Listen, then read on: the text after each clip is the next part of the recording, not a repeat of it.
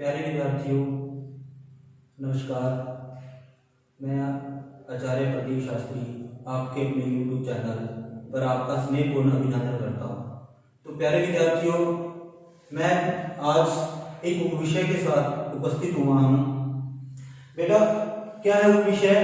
व्याकरण शब्द की उत्पत्ति, अर्थ एवं परिभाषा। व्याकरण शब्द की उत्पत्ति, अर्थ एवं परिभाषा। बेटा, जब किसी भाषा के शिक्षण की बात करें या अध्यापन की बात करें, शिक्षण या अध्यापन की बात करें, वो भी विद्यालय स्तर पर, किसपे? विद्यालय स्तर पर। तो सबसे पहले बच्चों को क्या है बेटा, भाषा के अंदर व्याकरण पढ़ाई जाती है। क्या है? व्याकरण पढ़ाई जाती है। और व्याकरण के उपरांत, व्याकरण के साथ साथ जो दूसरी पुस्तक होती है वो क्या है? साहित्य की पढ़ाई जाती है, जिसे बेटा हम पाठमाला भी कह देते हैं। क्या? पाठमाला भी कह देते हैं। तो बेटा क्या है? व्याकरण शब्द की उत्पत्ति के बारे में हम जानते हैं। किसके बारे में? व्याकरण शब्द की उत्पत्ति के बारे में। तो बेटा क्या है? व्याकरण शब्द संस्कृत से आया हुआ शब्द है, संस्कृत भाषा से। ठीक है बेटा? तो संस्कृत के अंदर क्या है, शब्द बनाने से पहले धातुएं होती हैं। क्या है? धातुएं होती हैं, यानी कि शब्द का जो मूल रूप होती है वो क्या होती है? धातुएं। और उनके अंदर क्या है, या तो उपसर्ग जोड़े जाते हैं या प्रत्यय जोड़े जाते हैं। उपसर्ग और प्रत्यय जोड़कर एक शब्द का निर्माण होता है। तो इसी तरह से क्या है बेटा, हम व्याकरण शब्द की उत्पत्ति के बारे में जानते हैं। इस शब्द का निर्माण कैसे हुआ? तो देखो बेटा, जैसे सामने क्या लिखा है, वी क्या है? एक उपसर्ग है। आ क्या है? एक स्वर है। और क्री यानी कि एक धातु, और क्री धातु के अंदर ल्युट प्रत्यय जोड़ने से एक शब्द बना, और वो शब्द क्या है? कर्ण। क्री धातु के अंदर ल्युट प्रत्यय जोड़ने से कर्ण शब्द बना। और कर्ण शब्द का अर्थ है बेटा करना। कर्ण शब्द का अर्थ क्या है? करना। और वी क्या है? उपसर्ग। आ क्या है? एक स्वर है जो जिसका आगम हुआ है। तो यहाँ पे देखो बेटा क्या बन गया, बी प्लस आ प्लस कर्ण। तो यहाँ पे देखो बेटा क्या है, बी उपसर्ग के अंदर ईश्वर है। क्या है? बी उपसर्ग के अंदर ईश्वर है। और ई के बाद क्या है? आ भी एक स्वर है, यानी कि ई के साथ ई का मेल हुआ। हिंदी व्याकरण के अंदर क्या है बेटा, आप जानते होंगे, जब स्वर के साथ स्वर का मेल होता है तो वो क्या है? एक स्वर संधि का रूप ले लेता है। क्या है? स्वर संधि का रूप ले लेता है। क्यों? जब एक स्वर के साथ स्वर को मिलाया जाता है और मिलाने पर उनके रूपों में विकार आ जाता है, परिवर्तन आ जाता है, बदलाव आ जाता है, तो वहां पर क्या है बेटा? स्वर संधि होती है। कौन सी संधि होती है?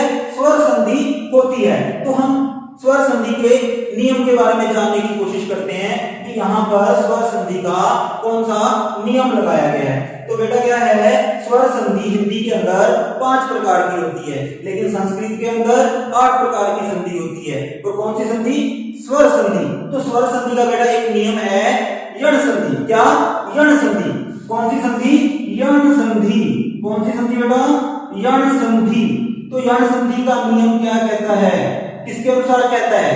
तो महर्षि पाणिनि ने एक पुस्तक लिखी है अष्टाध्यायी, तो उनकी अष्टाध्यायी से इस यण संधि का नियम दिया गया है।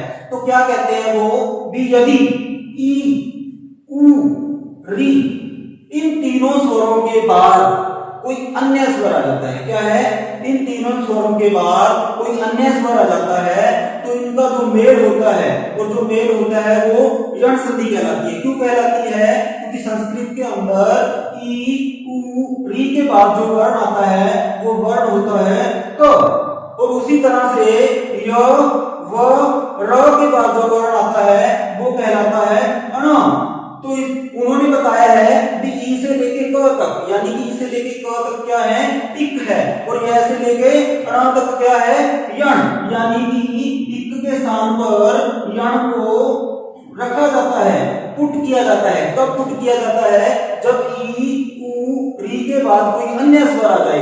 यदि ई होती है तो ई के स्थान पर हम य को रख देते हैं। यदि उ होता है तो उ के स्थान पे हम व को रख देते हैं, और यदि री होता है तो री के स्थान पे हम र को रख देते हैं। तो इसी तरह से इस शब्द के अंदर भी यण संधि का नियम लगा है। तो बेटा क्या है, देखो ई के बाद कौन सा स्वर है, अ स्वर, यानी कि अन्य स्वर है। तो इस संधि का नियम यहाँ पर लागू होता है। तो इसी तरह हमने क्या किया, उसकी इस नियम को देखते हुए ई के स्थान पर य को रख दिया। ई के स्थान पर किसको रख दिया, य को रख दिया। तो इसलिए देखो क्या बन गया, वो य आ और कर्ण। तो इनको मिलाने से क्या है, व्याकरण शब्द बन गया। क्या बन गया, व्याकरण शब्द बन गया। ई के स्थान पर हमने य को ऊपर दिया। तो बेटा इस तरह से क्या है, व्याकरण शब्द की उत्पत्ति हुई है। क्या है बेटा, व्याकरण शब्द की उत्पत्ति हुई है। अब हम इसके अर्थ के बारे में जानते हैं। क्या है व्याकरण शब्द का अर्थ, बेटा क्या है, व्याकरण शब्द का जो अर्थ है संस्कृत के अंदर वो क्या है, व्याम क्रियन्ते। जैसे मैंने आपको बताया था, क्री धातु में लुट प्रत्यय जोड़ने से कर्ण शब्द बना, और कर्ण शब्द का अर्थ क्या है, करना। और बाकी जो अन्य पहले के जो वर्ण हैं उन वर्णों का अर्थ क्या बनता है, व्याम यानी कि व्याख्या करना। तो क्रियन्ते यानी कि करना, व्याम यानी कि व्याख्या करना। यानी कि व्याकरण क्या है, व्याख्या करता है। किसकी व्याख्या करता है उसके बारे में हम जानते हैं। तो व्याकरण क्या है, भाषा के वर्ण, शब्द तथा वाक्य के शुद्ध रूप के नियमों की व्याख्या करता है। बेटा आप सभी जानते हो, यदि हमने किसी भाषा का शुद्ध रूप जानना है, उसका ज्ञान लेना है, तो हम सबसे पहले क्या करते हैं, वर्ण पढ़ते हैं, शब्द पढ़ते हैं और फिर वाक्य पढ़ते हैं। यदि हमें वर्ण का, शब्द का और वाक्य का ज्ञान हो जाता है, उनके नियमों का ज्ञान हो जाता है, तो हमें एक शुद्ध भाषा का ज्ञान हो जाता है। तो इसीलिए क्या है, व्याकरण शब्द का अर्थ क्या है, व्याख्या करना। यानी कि व्याकरण वर्ण, शब्द तथा वाक्य के नियमों की व्याख्या करता है।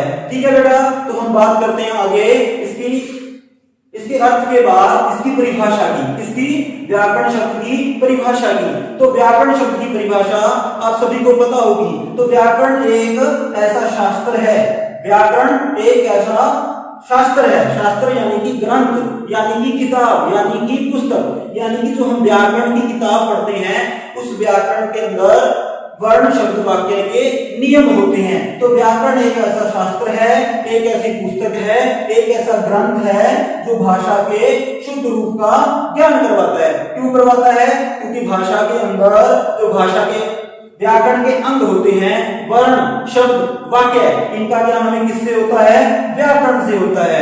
किससे होता है, व्याकरण से। और एक भाषा के 4 कौशल होते हैं। कौन से कौशल होते हैं, 4 कौशल होते हैं। तो उनमें हमने जो भाषा का शुद्ध रूप जानते हैं, कौन सा शुद्ध रूप जानते हैं, भाषा को बोलना, भाषा को पढ़ना तथा भाषा को लिखना। तो इससे क्या है, जो भाषा के 4 कौशल होते हैं उनमें से 3 कौशल हमें कहां से विकसित होते हैं, हमारे व्याकरण से विकसित होते हैं। कहां से विकसित होते हैं, व्याकरण से विकसित होते हैं। जो शेष बचा सुनना यानी कि श्रवण कौशल, वो हमारा व्याकरण से विकसित नहीं होता। इससे व्याकरण से विकसित नहीं होता। भाषा के केवल 3 कौशल ही क्या है, व्याकरण से विकसित होते हैं, बोलना, पढ़ना, लिखना। यानी कि बोलना से मौखिक कौशल, पढ़ना से पठन कौशल, लिखना से लेखन कौशल तथा जो श्रवण कौशल होता है बेटा वो व्याकरण से विकसित नहीं होता। वो हमारी सुनने के साथ साथ समझने की शक्ति के साथ साथ विकसित होता चला जाता है। धन्यवाद।